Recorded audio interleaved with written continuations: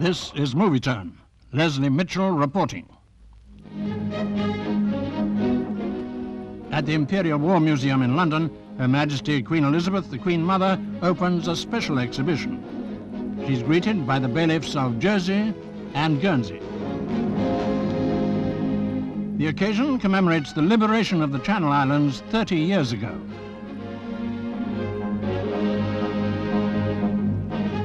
The islands were the only part of Britain to be occupied by the Germans. Occupation began on the 1st of July 1940.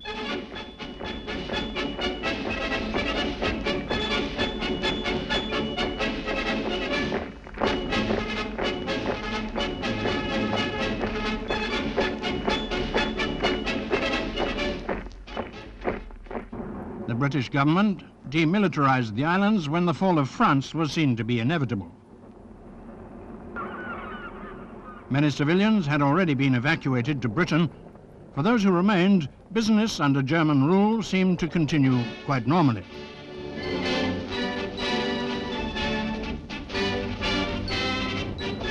At first, the troops were friendly towards the civilians, for they optimistically believed the invasion of Britain was only a few days away.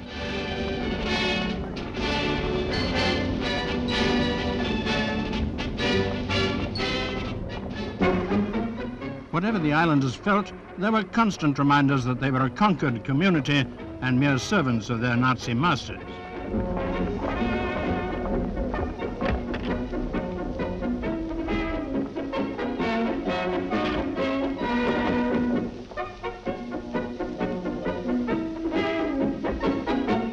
From Jersey Airport, the Luftwaffe could attack Channel and Atlantic convoys.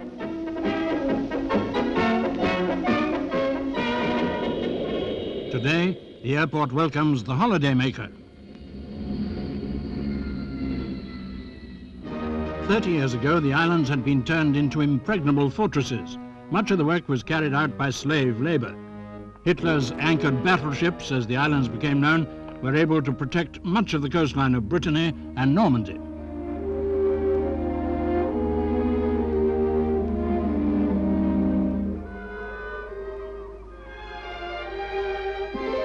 Once the headquarters of the 16th Machine Gun Battalion, St. Peter's Bunker is now a museum.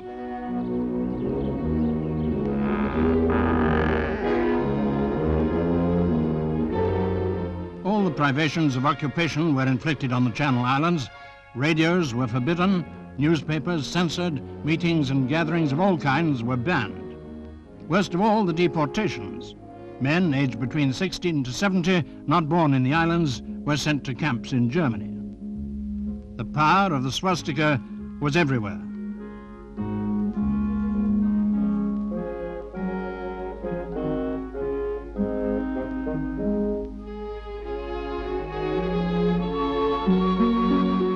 Even an underground hospital was built, all part of the complex defense system.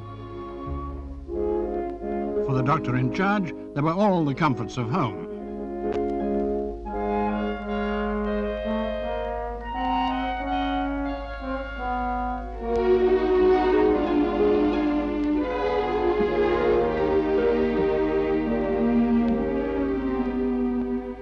The patients could hardly have been helped along the road to recovery by the bare and stuffy underground wards. In 1944 came D-Day, the invasion of France, though almost another year was to pass before liberation.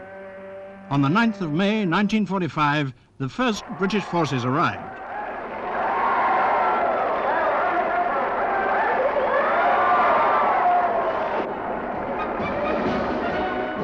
And what a welcome they got.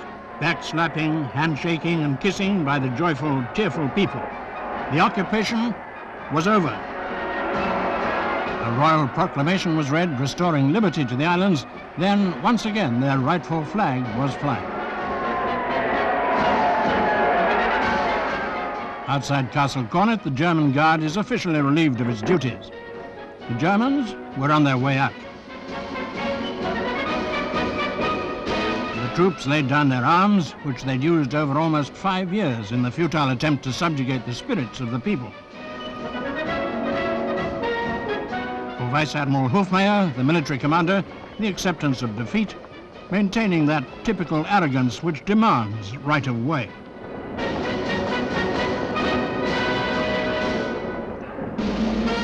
A few weeks later, King George VI and Queen Elizabeth on board the cruiser Jamaica anchored off St. Helier.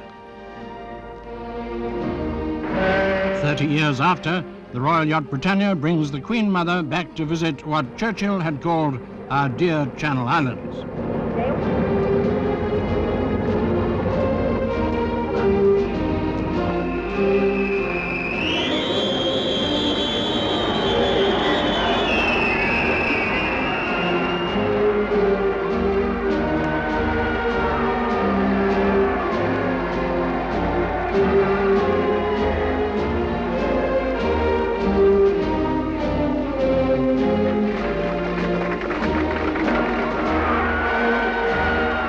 The royal visit expressed the sentiments of Great Britain, which rejoiced with the islanders over their freedom.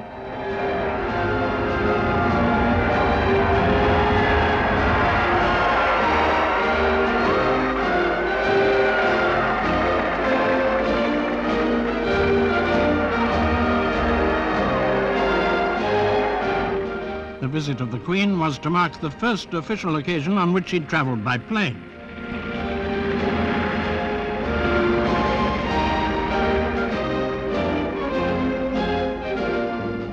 For those who lived through the years of occupation, today's royal visit must bring back many memories.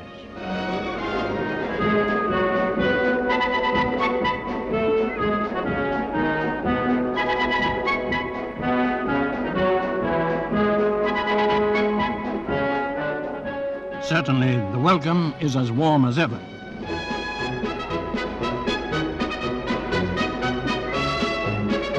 Fortunately, the islands of Jersey, Guernsey, Alderney and Sark had been occupied without major loss of life. But the people had endured many hardships through lack of food and clothing. Deportation broke up families, governments functioned under German authority, but unlike some occupied nations, they were at least shown some measure of respect.